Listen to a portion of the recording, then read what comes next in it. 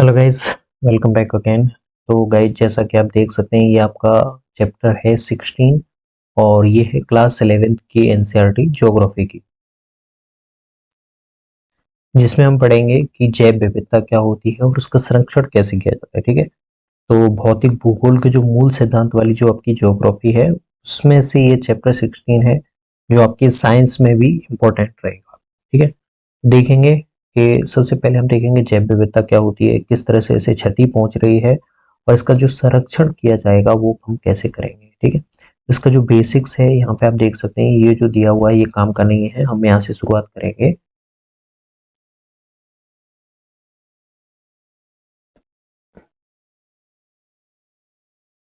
देखिए, ऐसा माना जाता है कि लगभग 99% जो प्रजातियां हैं जो कभी पृथ्वी पर रहती थी, आज कैसी हो चुकी हैं, लुप्त हो चुकी है। ठीक है, इनका मानना है कि 99% जो प्रजातियां हैं वो लुप्त हो चुकी हैं और पृथ्वी पर जैव विविधता एक जैसी नहीं है, कहीं पे ज्यादा है, कहीं पे कम है। ठीक है, इनका मानना है, अकॉर्डिंग टू जो जैव विविधता को स्टडी करते हैं उन साइंटिस्ट के अकॉर्डिंग बताया जाता है कि उष्ण कटिबंधीय प्रदेशों में अधिक होती है। अब आपको ग्लोब पे पता होगा कि भूमध्य रेखा के आसपास, 0 डिग्री भूमध्य रेखा के आसपास वाले क्षेत्र में आपके बायोडाइवर्सिटी ज्यादा होगी, लेकिन जैसे जैसे आप पोल की तरफ बढ़ेंगे, चाहे वो नॉर्थ पोल हो या फिर साउथ पोल हो, तो वहां पे आपकी प्रजातियों की जो विविधता है वो कम होती जाती है, लेकिन जीवधाराओं की संख्या अधिक होती जाती है। कि उष्ण कटिबंधीय प्रदेशों में तो अधिक होती है, जैसे जैसे हम ध्रुवीय प्रदेशों की तरफ जाते हैं प्रजातियों की विविधता तो कम होती जाती है, लेकिन संख्या अधिक होती जाती है। विविधता है यानी कि उनकी डाइवर्सिफिकेशन है वो कम हो जाएगा, यानी कि अलग अलग प्रकार की जातियां हैं वो कम हो जाएगी, लेकिन संख्या बढ़ेगी। ठीक है, एक तरह से कह सकते हो काउंटिंग बढ़ेगी, लेकिन अलग अलग टाइप के जो जीव मिल रहे थे वो कम हो जाएंगे। ठीक है,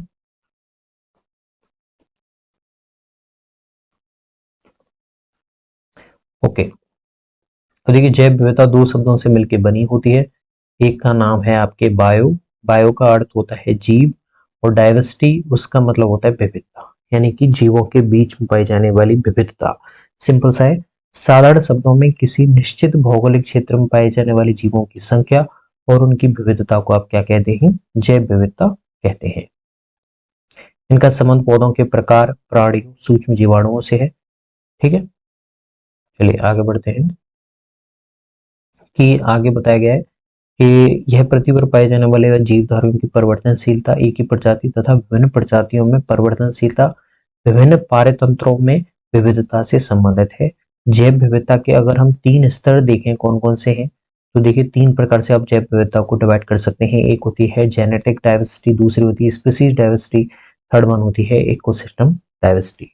ठीक है, जीन के आधार पे जो हम विविधता को स्टडी करेंगे वो आप आनुवंशिक जैव विविधता में, स्पीसीज के अकॉर्डिंग करोगे वो प्रजाति जैव विविधता में, और इकोलॉजिकल जो आप पढ़ेंगे वो होगी पारतंत्री जैव विविधता।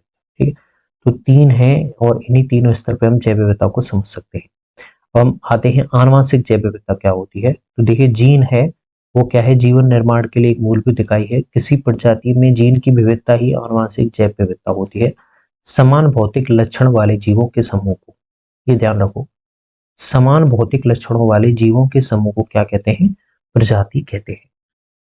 ठीक है, या फिर जाति उसे कह सकते हैं, जो कि कैसे होते हैं, एक जैसे दिखते हों और आपस में इंटरब्रीडिंग कर पाए, वो जाति की परिभाषा होती है साइंस के अकॉर्डिंग। ठीक है, मानव आनुवंशिक रूप से कैसे हैं, होमोसेपियंस प्रजाति हैं जिनमें कद, रंग और अलग दिखावट जैसे शारीरिक लक्षणों में काफी भिन्नता होती है, यानी कि इनके फिनोटाइप, अगर आपने साइंस पढ़ी होगी तो आप समझ पाएंगे कि जो इनके लक्षण प्रारूप हैं वो अलग अलग आपको देखने को मिलेंगे, क्योंकि वो किससे डिसाइड होते हैं, वो वातावरण के अकॉर्डिंग डिसाइड होते हैं। ठीक, किसी में अलग रंग मिलेगा, किसी कोई लंबा मिलेगा, कोई ठिकना मिलेगा। ठीक है, इसका कारण क्या है, ये आनुवंशिक विविधता है। ठीक है, उसी तरह से प्लांट होते हैं, उन्हीं में कोई लंबा मिल रहा है, कोई अलग टाइप का है, तो ये विभिन्न प्रजातियों के विकास और फलने फूलने के लिए आनुवंशिक विविधता अत्यधिक अनिवार्य है। आगे बढ़ते हैं, स्पीसीज डाइवर्सिटी क्या होती है। तो देखिए, यह प्रजातियों की अनेक रूपता को दिखाती है। यह किसी निर्धारित क्षेत्र में प्रजातियों की संख्या से संबंधित है। प्रजातियों की विविधता उनकी समृद्धि, प्रकार तथा बहुलता से आंकी जा सकती है। कुछ क्षेत्रों में प्रजातियों की संख्या अधिक होती है, कुछ में कम। जिन क्षेत्रों में ज्यादा होती है ऐसे विविधता के स्पॉट को आप हॉट स्पॉट कहते हैं। और विश्व में टोटल आपसे पूछा जाए तो 34 हॉट स्पॉट हैं जिनका स्थान कम है, लेकिन वहां पे पाई जाने वाली जीवों की संख्या है, जो विविधता है, वो ज्यादा होती है। ठीक है, वो क्या है, वो ज्यादा है। ओके, पारितंत्रिक विविधता क्या होती है? विभिन्न प्रकार के जो इकोसिस्टम में पाए जाने वाले जीवों में जो भिन्नता पाई जाती है उसे आप बोलते हैं पारितंत्रिक विविधता। इसका परिसीमन करना मुश्किल और जटिल है क्योंकि समुदाय और पारितंत्र की सीमाएं निश्चित नहीं है। ठीक है, इनकी जो सीमाएं हैं पारितंत्र की वो कोई निश्चित नहीं होती हैं, कोई बाउंड्री हो। ये आपस में कैसे होती हैं, ये क्रॉस कर सकती हैं। ठीक है, ओके। अब यहाँ पे देखिए, अन्नामलाई पश्चिमी घाट है, इंदिरा गांधी नेशनल पार्क में घास भूमि और उष्ण कटिबंधीय 16 वन पारितंत्रिक विविधता का एक उदाहरण इस डायग्राम में आप देख सकते हैं। जैव विविधता का महत्व क्या है? देखिए, जैव विविधता ने मानव संस्कृति के विकास में बहुत योगदान दिया है और इसी प्रकार मानव समुदाय ने भी आनुवंशिक, प्रजातीय और पारिस्थितिकी स्तरों पर प्राकृतिक विविधता को बनाए रखने में बड़ा योगदान दिया है। जैव विविधता की इकोलॉजिकल, इकोनॉमिकल और साइंटिफिक भूमिकाएं प्रमुख होती हैं। अब यही हम देखेंगे कि इसकी इकोलॉजिकल भूमिका क्या है। देखिए, हमारे इकोसिस्टम में जो विभिन्न प्रजातियां हैं वो कोई ना कोई कार्य करती हैं, सभी आपस में एक दूसरे से, चाहे वो फूड वेव हो या फिर फूड चेन हो या फिर जो एनर्जी का जो आपके ट्रांसफर चल रहा है, वो उस रूप में एक दूसरे से कैसे होती हैं, इंटर कोऑर्डिनेट होती हैं, उन्हें एक दूसरे की जरूरत होती है। प्रत्येक जीव अपनी जरूरत पूरा करने के साथ साथ दूसरे जीवों के पनपने में भी सहायक होता है। ठीक है, जीव प्रजातियां ऊर्जा ग्रहण कर उनका संग्रहण करती हैं, कार्बनिक पदार्थ उत्पन्न एवं विघटित करती हैं, पारितंत्र में जल एवं पोषक तत्वों के चक्रों को बनाए रखने में सहायक होती हैं। ठीक है, इसके प्रजाति अतिरिक्त प्रजातियां वायुमंडलीय गैस को स्थिर करती हैं, जलवायु को नियंत्रित करने में सहायक होती हैं। ये मानव जीवन के लिए बहुत महत्वपूर्ण क्रियाएं हैं। ये जो इकोलॉजिकल प्रोसेस चल रही है, चाहे ऑक्सीजन की सप्लाई हो रही है, पॉलिनेशन हो रहा है आपकी, ये सारी चीजें फ्री में मिल रही हैं। अगर मानो आप इनका कॉस्ट लग जाए, ठीक है, जो मछली, हाँ, जो आपकी मधुमक्खियां हैं वो शहद को ग्रहण करती हैं, अगर उसका कॉस्ट लगने लग जाए तो आप देख लिए आपके लिए कितना जीवन है, कितना टफ हो जाएगा। तो ये हमें सारी जो इकोसिस्टम जो सर्विसेज हैं जो हमें फ्री ऑफ कॉस्ट मिल रही हैं, जल मिल रहा है आपको, सन की एनर्जी मिल रही है, इन सभी का हमें क्या करना चाहिए, यूज करना चाहिए। और हमें नैतिकता के अंदर इन सभी को, दूसरी जो प्रजातियां हैं उनका दायित्व है, उनकी सुरक्षा का, वो हमें भी रखना चाहिए। पारितंत्र में जितनी अधिक विविधता होगी उतना ही उसका स्थायित्व ज्यादा होता है। प्रजातियों के प्रतिकूल स्थितियों में भी रहने की संभावना और उनकी उत्पादकता भी उतनी ही अधिक होगी। ठीक है, और अगर इनमें क्षति हो जाएगी तो वहां पे तंत्र है कैसा हो जाता है, वो अस्थायी हो जाता है, उसके नष्ट होने की जो प्रोबेबिलिटी है वो बढ़ जाती है। जिस पारितंत्र में जितनी ज्यादा प्रकार की प्रजातियां होंगी वह उतना ही स्थायी होगा, ये आपको ध्यान रखना है। इसकी आर्थिक भूमिका देखेंगे तो देखिए, जैव विविधता का एक महत्वपूर्ण भाग फसलों की विविधता है, क्रॉप डाइवर्सिटी, जिसे कृषि जैव विविधता भी कहते हैं। जैव विविधता को संसाधनों के उन भंडारों के रूप में भी समझा जा सकता है जिनकी उपयोगिता भोज्य पदार्थ, औषधियां, सौंदर्य प्रसाधन आदि बनाने में है। जैव संसाधनों की यह परिकल्पना जैव विविधता के विनाश के लिए भी उत्तरदायी है। साथ ही यह संसाधनों के विभाजन और बंटवारे को लेकर उत्पन्न नए विवादों का भी जनक है।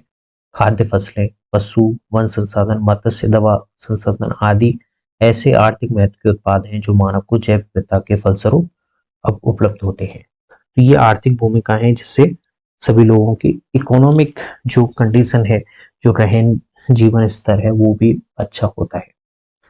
आगे आते हैं कि वैज्ञानिक भूमिका क्या है। जैव विविधता इसलिए महत्वपूर्ण है क्योंकि प्रत्येक प्रजाति हमें संकेत दे सकती है कि जीवन का आरंभ कैसे हुआ है, ये भविष्य में कैसे विकसित होगा, जीवन कैसे चलता है, और पारितंत्र जिसमें हम भी एक प्रजाति है उसे बनाए रखने में प्रत्येक प्रजाति की क्या भूमिका है, जिससे हम किसे समझ सकते हैं, जैव विविधता से। जैसा कि मैंने कहा, सारी प्रजातियां और उसकी जीव एक दूसरे से विभिन्न प्रकार की सेवाओं के द्वारा एक दूसरे से संबंधित हैं, और इसी के अध्ययन को आप क्या कहते हैं, पारिस्थितिकी विज्ञान कहते हैं। कि हम सभी को यह तथ्य समझना चाहिए कि हम स्वयं जिए और दूसरी प्रजातियों को भी जीने दें, ये आपके आता है बायोएथिक्स। इस प्लानेट पे आप ही का हक नहीं है, केवल एक मनुष्य ही नहीं है जो यहाँ पे जिएगा, सारी प्रजातियों को समान हक दिया गया है। यह समझना हमारी नैतिक जिम्मेदारी है कि हमारे साथ सभी प्रजातियों को जीवित रहने का अधिकार है, अतः कई प्रजातियों को स्वेच्छा से विलुप्त करना नैतिक रूप से गलत है। जैव विविधता का स्तर अन्य जीवित प्रजातियों के साथ हमारे संबंध का एक अच्छा पैमाना है। वास्तव में जैव विविधता की अवधारणा नई मानव संस्कृतियों का अभिन्न अंग है। वो इसका ह्रास हो रहा है, वो कैसे हो रहा है? पिछले कुछ दशकों से जनसंख्या वृद्धि के कारण प्राकृतिक संसाधनों का उपयोग अधिक होने लगा है। ठीक है, ज्यादा उपयोग करेंगे तो वो कैसा होगा? क्षति होगी, प्राकृतिक संसाधनों का अति दोहन होगा, आवास विखंडन हो रहे हैं ताकि लोगों की कॉलोनियां बन पाए। तो वहां पे जब आवास नहीं रहेगा तो दूसरी प्रजाति के जीव कैसे रहेंगे? ठीक है, उष्ण कटिबंधीय क्षेत्र जो विश्व के कुल क्षेत्र का मात्र 1/4 भाग है, 25% है उष्ण कटिबंधीय क्षेत्र पूरे आपके विश्व यानी प्लानेट का। इस यह संसार की 3/4 जनसंख्या रहती है आपकी, 25% जगह पे 75% जनसंख्या रह रही है। इस विशाल जनसंख्या की जरूरत को पूरा करने के लिए संसाधनों का दोहन और वनों को हटाना बहुत अत्यधिक हुआ है। उष्ण कटिबंधीय वर्षा वाले वनों में पृथ्वी की लगभग 50% प्रजातियां पाई जाती है, देख सकते हो आप। ठीक है, और प्राकृतिक आवासों का विनाश पूरे जैवमंडल के लिए हानिकारक घातक सिद्ध होता है। प्राकृतिक आपदाएं हैं जैसे भूकंप रहा, बाढ़, ज्वालामुखी, दावानल, जंगलों में लगने वाली आग जिसे कहते हैं, सूखा आदि पृथ्वी पर पाए जाने वाली प्राणी जात और वनस्पति जात को भी कैसे पहुंचाते हैं? नुकसान। तो परिणाम स्वरूप संबंधित प्रभावी जो प्रदेशों की जो जैव विविधता में बदलाव आता है, जिससे आपके जैसे जो चक्र चल रहे हैं, जैव भू रासायनिक चक्र वो चेंज हो जाते हैं, जलीय चक्र चल रहा है वो खराब हो जाता है। तो सारे चक्र आपके कैसे हो जाएंगे? खराब हो जाएंगे। ठीक है, कीटनाशक, अन्य प्रदूषक, विषैली भारी धातुएं संवेदनशील और कमजोर प्रजातियों को नष्ट कर देते हैं। वे प्रजातियां जो स्थानीय आवास की मूल जैविक प्रजाति नहीं है लेकिन उस तंत्र में स्थापित कर दी गई हैं, उन्हें कहते हैं आप एक्सोटिक स्पीसीज, जो आप एक नेचुरल एनवायरनमेंट में नहीं रह रही हैं। अगर हम इंडिया की बात करें तो यहाँ पे जो प्रजाति रह रही है उसे अगर आप ऑस्ट्रेलिया में भेज देते हैं तो ये ऑस्ट्रेलिया में कैसी कहलाएगी? Exotic species. ठीक है, इस ऐसी स्पीसीज को डालने का सबसे बड़ा खतरा होता है क्योंकि यहाँ पे देखिए जहां पे ये निवास करती हैं वाइल्ड रूप से, जहां पे इनका जन्म हुआ है वहां पे इनके लिए कैसा होता है? कुछ ना कुछ हानिकारक इफेक्ट होता है, ताकि कुछ संतुलनकारी पदार्थ होते हैं वहां पे। ठीक है, उनका परवच्छी होते हैं। लेकिन किसी दूसरी जगह आप इन्हें लेके जाओगे तो उस जगह इनका कौन नहीं होता है? परवच्छी नहीं होता है, या फिर कोई भी ऐसा हानि पहुंचाने वाला नहीं होगा। तो ऐसे स्थान पे बहुत ज्यादा ग्रो करते हैं, बहुत ज्यादा, जैसे कांग्रेस घास है। ठीक है, ऐसे कई उदाहरण हैं जब विदेशी प्रजातियों के आगमन से इकोसिस्टम में प्राकृतिक और मूल जैव समुदाय को व्यापक नुकसान हुआ है। पिछले कुछ दशकों के दौरान कुछ जंतु जैसे बाघ, चीता, हाथी, गैंडा, मगरमच्छ, मिंक और पक्षियों का उनके सींग, सूंड और खालों के लिए निर्दयतापूर्वक अवैध शिकार किया जा रहा है। इसके फलस्वरूप कुछ प्रजातियां लुप्त होने के कगार पर आ गई हैं। जब आप उनका शिकार करोगे, जब आप बड़े घरों में उनकी खालों को लटकाओगे तो जाहिर सी बात है क्या होगा? उनका शिकार किया जाएगा और इनके शिकार के आगामी जो दुष्परिणाम है हमारी पीढ़ियों को भुगतने पड़ेंगे। तो हमें जो विकास है वो कैसे करना है? सतत विकास करना है, ताकि जो आपके पास में है नेचुरल संसाधन वो एज इट इज आपकी आने वाली संततियों को मिले। ठीक है, तो उससे तो आप विकास कहेंगे। अगर आप संसाधनों का दोहन ही कर देंगे तो आने वाली प्रजातियों को देख के क्या जाओगे? ठीक है, तो प्राकृतिक संसाधनों और पर्यावरण संरक्षण की अंतर्राष्ट्रीय संस्था जैसे IUCN ने क्या किया है? संकट वन पौधे और जीवों की प्रजातियों को उनके संरक्षण के उद्देश्य से 3 वर्गों में विभाजित किया है। वो वर्ग हम यहाँ पे देखेंगे। सबसे पहले आ जाता है संकट वन प्रजातियां, जैसे एंडेंजर्ड स्पीसीज है। ये वो प्रजातियां शामिल हैं इसमें जिनके लुप्त हो जाने का खतरा है। इन्हें international union for the conservation of nature and natural resources, जिसे हम बोलते हैं IUCN में डाला गया है। तो ऐसी प्रजातियां जिनके लुप्त हो जाने का खतरा है, इसीलिए हम उनका संरक्षण करेंगे तो वो लुप्त नहीं होगी।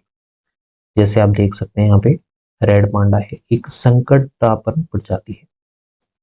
ठीक है, जबकि यहाँ पे आप देख सकते हैं दक्षिणी पश्चिमी घाट भारत में एक दुर्लभ प्रजाति है, हम्बोसिया डेकेरेंस में। ठीक है, दुर्लभ प्रजाति है जिसके सदस्य कोई विशिष्ट स्थान पे ही मिलते हैं।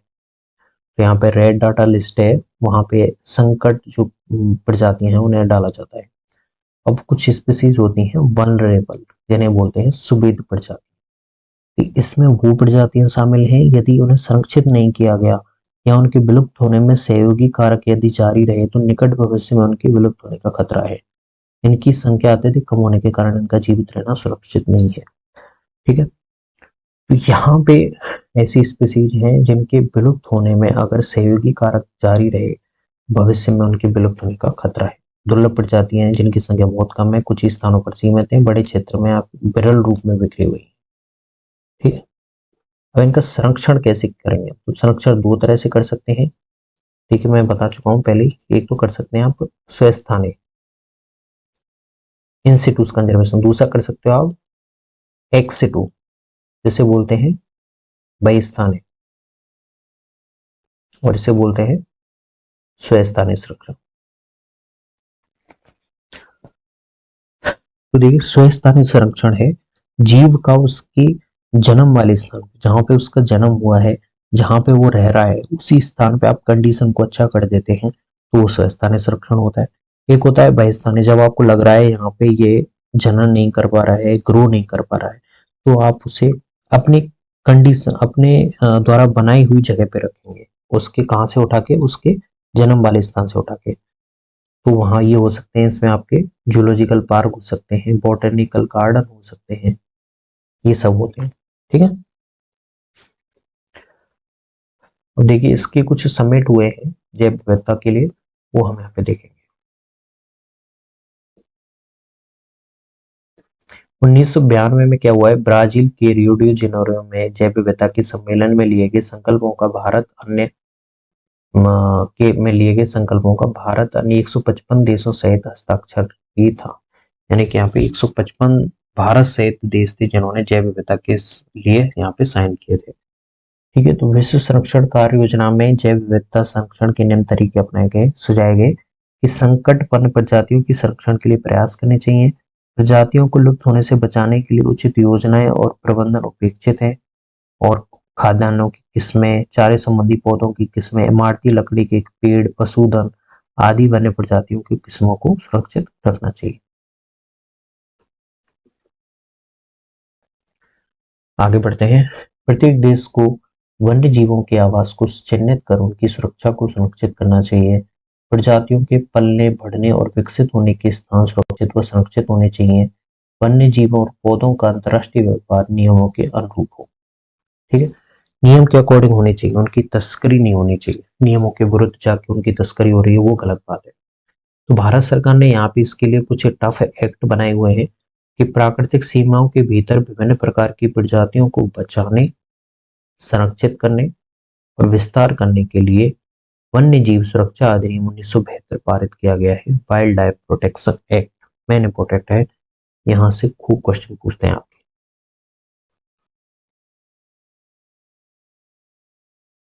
ठीक है, जिसके अंतर्गत नेशनल पार्क, सेंचुरीज स्थापित किए गए हैं, बायोस्फीयर रिजर्व घोषित किए गए हैं। इन संरक्षित क्षेत्रों का विस्तार पूर्वक वर्णन भारत भौतिक पर्यावरण एनसीईआरटी 2006 में किया गया है, जो ओल्ड एनसीईआरटी है उसमें किया गया है। अब देखिए, वह देश जो उष्ण कटिबंधीय क्षेत्र में स्थित होते हैं उनमें संसार की सर्वाधिक प्रजाति विविधता पाई जाती है, इसे मेगा डायवर्सिटी सेंटर कहते हैं।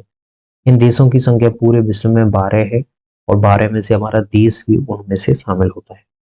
उनके देश हैं जैसे मैक्सिको है, Colombia, Ecuador, Peru, Brazil, Democratic Republic of Congo, Madagascar, चीन, भारत, मलेशिया, इंडोनेशिया और ऑस्ट्रेलिया। इन देशों में समृद्ध महाविविधता के केंद्र स्थित हैं। ऐसे क्षेत्र जो अधिक संकट में है, उन्हें उनमें संसाधनों को उपलब्ध कराने के लिए अंतर्राष्ट्रीय संरक्षण संघ ने जैव विविधता को हॉटस्पॉट क्षेत्र के रूप में निर्धारित कर दिया गया है। हॉटस्पॉट उनकी वनस्पति के आधार पर परिभाषित किए गए हैं। पादप महत्वपूर्ण है, क्यों महत्वपूर्ण है? क्योंकि ये ही किसी पारी तंत्र के प्राथमिक उत्पादकता को निर्धारित करते गए हैं। यह भी देखा गया है कि ज्यादातर हॉटस्पॉट में रहने वाली प्रजाति भोजन और जलाने के लिए लकड़ी, कृषि भूमि, इमारती लकड़ी आदि के लिए वहां पाई जाने वाली समृद्ध इकोसिस्टम पर ही निर्भर होते हैं। उदाहरण के लिए जैसे मेडागास्कर में पाए जाने वाले जो कुल पौधों और जीवों में से 85% पौधे व जीव संसार में कहीं भी नहीं पाए जाते। तो आप देख सकते हो कि कितने ये समृद्ध है मेडागास्कर जैसी जगह। हॉटस्पॉट जो समृद्ध देशों में पाए जाते हैं वहां कुछ अन्य प्रकार की समस्या है। हवाई द्वीप जहां विशेष प्रकार की पादप व जंतु प्रजातियां मिलती हैं वह विदेशी प्रजातियों के आगमन और भूमि विकास के कारण असुरक्षित है। विदेशी प्रजातियां जब दूसरी जगह उनका आगमन होता है तो वो नई वाली जगह पे उनका क्या नहीं होता है, परवक्षी नहीं होता है। जो प्राकृतिक परवक्षी होता है वो नहीं होता है, तो उसकी एब्सेंस में ये बहुत सा ज्यादा ग्रो कर जाती है। अब ज्यादा ग्रो करेंगे तो वो नुकसानदायक होता है, ठीक। और ये हमारा क्या था, जैव विविधता का चैप्टर है। अब यहाँ पे देखिए इस डायग्राम में आप देख सकते हैं कहाँ कहाँ पे आपके हॉटस्पॉट दिए हुए हैं। देखिए भारत में आप देख सकते हैं पश्चिमी घाट भारत में, ठीक है, पूर्वी हिमालय, श्रीलंका, ठीक है, उसके पास में देखिए इंडोनेशिया में है, पीसलैंड में है, मेलेनेशिया में है, पूर्वी मेडागास्कर है, ठीक है, तंजानिया, गिनी वन, अटलांटिक वन, ब्राजील, सेंट्रल अमेरिका की निम्न भूमि वन, उच्च भूमि वन, पश्चिमी इक्वाडोर, उष्णकटिबंधीय एंडीज, ये हैं आपके हॉट स्पॉट। टोटल कितने हैं, 34 हैं, जहां पे आपके मैक्सिमम बायोडाइवर्सिटी मिलती है छोटे से क्षेत्र में। ओके, जैव विविधता का संरक्षण हमने दो प्रकार से पढ़ा, इन सिटू और एक्स सिटू। गाइस, ये था हमारा चैप्टर भौतिक भूगोल के मूल सिद्धांत का, जिसमें हमने पढ़ा जैव विविधता क्या होती है, इसके प्रकार, कैसे इसे संरक्षित किया जा सकता है। I hope guys you will get it. अगर अभी भी कोई कंफ्यूजन है तो कमेंट में पूछ सकते हैं। धन्यवाद।